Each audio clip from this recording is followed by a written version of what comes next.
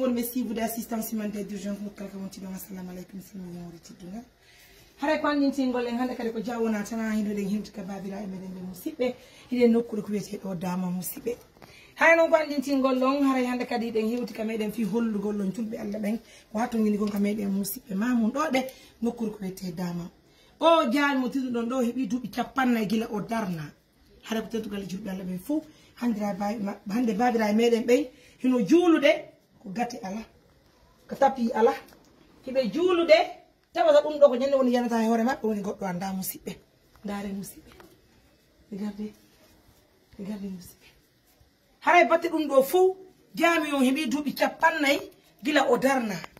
non seulement hibe juulude tawata hino nibbiti gati ala tapi ala hunde ala tawa jami on musibbe kon baybe toppudi ka dina hare tigiti me jokki dina la kamurado modjiro. J'invite encore nos partenaires de confiance. Yo wadu fi Allah woti annabijo wobe tambitale ben darna men juli regidi. Hare cette fois-ci encore den torion vraiment yen juli ndir juude darna nen babira e menen ben jamion o ko ren ndiyan sabuna sunna e ben ala ndiyan woni ko fo musibe. E woni do e premier de woni do imam on kameden gaade on tini ko jamiu juma e faala ka mabbe ko wadi non hare tigiti jom ko doli buy fotire ko meden do jura kamenen kono malheureusement sey boni judi on tawi yurmen satti musibbe ina fi yogande jami yonde assalamu alaykum wa alaykum assalam wa rahmatullahi alhamdulillah ma fi boy alhamdulillah hamdan kaseera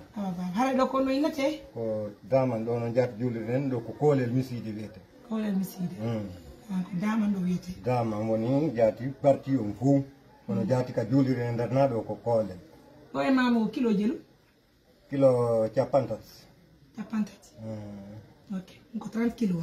Ce que je dis, nous y a des kilos qui pantati. Hara doni jamga. Alhamdulillah. No haifi. Yetu dal na. Hara ko ko do jël fotta jula do baba. Ko do ni fotta do jula dum. Luku. Hore didel. Lay fello. Nyanam. Didel. Hakkunde caldi. Ka kolu. Kolel jitati. Kufa. Kunz. Be do won fotta do jula. Ko le wuri sa alinde kimmewol ala e do fofo taydo kunjeya e do fo aray do de nyande juma et musibbe on est suivre l'assistance humanitaire. On va visiter la mosquée, on va voir. Nos parents souffrent énormément. Donc hara joni baba hara joni de wawi senara ka nder julirde hara jubbe Allah be yitina ko wonne feddinde kon kameden do hara be walli on va marquer la pause oui baba hara musibbe on tini dare babira meden den ko mon juudu ko don hara fi yidindi wela fi dare no musibbe hara no sakti ko fota wona sela imaginez-vous regardez hara ko won kon kameden kande jamu ga hara no yurmi ko muradu mo yurare encore une fois musibbe non ne yirde ni on tini dare hara ko jamu meden wonni hara kameden damo no ngandi Allah no wadi barke golleji men wala no wadi barke meden hara on tini babira meden men no toli do non fadiye no fadori muradu mo yuru hara musibbe on tini ndare podi kon ka meden ga hare ko ledde won ko cikkata julirde meden hare musibbe be hatto ngine ballal walini den fi Allah woti annabijo tan ne kadi jami ko meden suma yon fadi suma yon hare ko lewru petto ko heddi musibbe hare medin tuli non ballal muradu mo diru andite en pay koy tum ko hanki iwde maali ko nabuno e maali ko darnugol e kanyum ngare ko darnugol julirde en darni julde ne ngayni ko lewru petto woni ko wadi gayni en darnugol jami musibbe haray ko hanki ko e juma yawden jontude babira meden be inugir ben julde men den paali haray de waltini jubbe Allah be fu hande be no songi wona ko be juula wona tapi wona ndaygu ko watti mum kadi be marandi yawni ko fu kala andru ittay sadaka no fala anni yagol darnugol jami. Je vous dis c'est pas si compliqué un montant tout simplement de mbudi temedere ciapanne on va construire la mosquée darna jami nyapam crépam c'est ngay dum fo be tapi turc jidi wade ndaygu musibbe jonde babila meden ben okke meden on julirde fi Allah wote nabi regardez on va marquer la pause ni fantinde ka meden dama hara no yirde ni musibbe on tini ko imam ko tibata hara vraiment nous vous demandons humblement de nous aider. Regardez le sol no ni jam baba no hayfi bay koy no hayfi buyi haray jodden torade ballal fantindare si partenaire be ambe wallay men haray fino dargire julde nani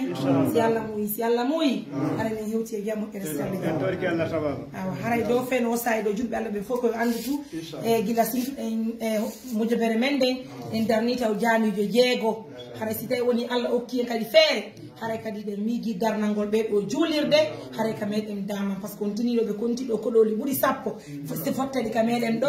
fi haray julugol juma haray no satti muradu muddiru haray pigidinde be laafi haray baba milan do fe no saydo ko be nebbe ndiyan bir ko salli mo ko rewongal ka meden do ndiyan yer kam non hebbe ko do den gu jango no ilde ley ga den jango janni no potiti non seeda ba no wotu do biti biti na seeda pardon 3 kilo hakkunde amen e tangol hakkunde amen menen do e tangol ngol ko 3 kilo ko motoji men yobata yahana men ndiyam addana men do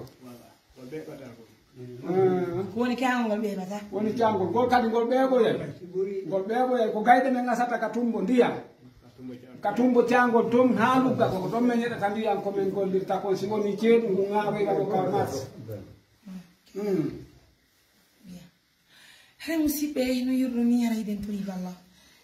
Vraiment, le village d'Aman, qui nous mérite bien la morale de mon bureau. Je pense que c'est un sacrifice que nous enlevons vraiment pour nous-mêmes et pour vous et pour tout le monde. Vous comprenez? Donc ensemble, on va construire la mosquée de Daman. Je vous prie humblement, on va faire le nécessaire pour faire une mosquée ici dans ce village d'Aman. D'ailleurs, on va faire des mani pour mourir la taille du bel welti. Allah subhanahu wa ta'ala okuri faire vraiment du bel noti muradu mobiru jamiyon danu demo no labaga ko fatawna se. Hande sen darni julirde si mo men jul darno julirde do de musibbe sen ari e woni sabu be hebi tapiji hande jami on darnama daygo wadama der ga hare ala ko hebal musibbe hare de watan julde dare montini musibbe ko baadi ala de be ko don hare en wala hare fenti den tuli ballal hare joni baba men arno yugol jami me remon fenti me foti nay e jubbe Allah be si woni partenaire be woni ko walliti men hare men darni jami me say kadi woni fere hebaaki fenti kadi men ara me wadon hito hare pigidi ko fi Allah woni wadi reede men tanta modoji din ko fi hollugol walto men be wonde mara hande kadi men ari kameden dama fi be walde men fi Allah woti annabi mi hollude ni hare hebi dubbi gila me sinkinde mo bere hare men darni taw e jami jo jeego se lokki me fere men darni ledo kadi hare ko non ko Allah mo yidi hare ko teddu kala walle mbakka ko jom ballanga walle balla nafo walle balla nafo hare ma ko don jami on woni jon dubi cappanne ka dubi jelu dubi cappanne dina do dida don ya mo ina nani hare ko no woni hunde me foto taw e de yiltitare si partenaire gamen be woni ko walli me be hare men dar ko sudu walla me won darnande ko fi hebugol duwa e baraji ko fi wallugol on kadi hebon ko juulon rewon Allah hay go welti ko suma e woni arde do ko lewru pet woni ko heddi hande julbe Allah pet no ittude sadaka anni yo pep tarna jami yo so me hebi finance o me way dan ko jami on de julbe tati hay men nan fi ko no woni hay men den to ballal musibe prenez bien soin de vous, nous vous demandons humblement de nous aider. Nous n'avons même pas un temps de repos, vous le voyez. Hein. Encore une fois de plus, merci de la confiance. Au revoir.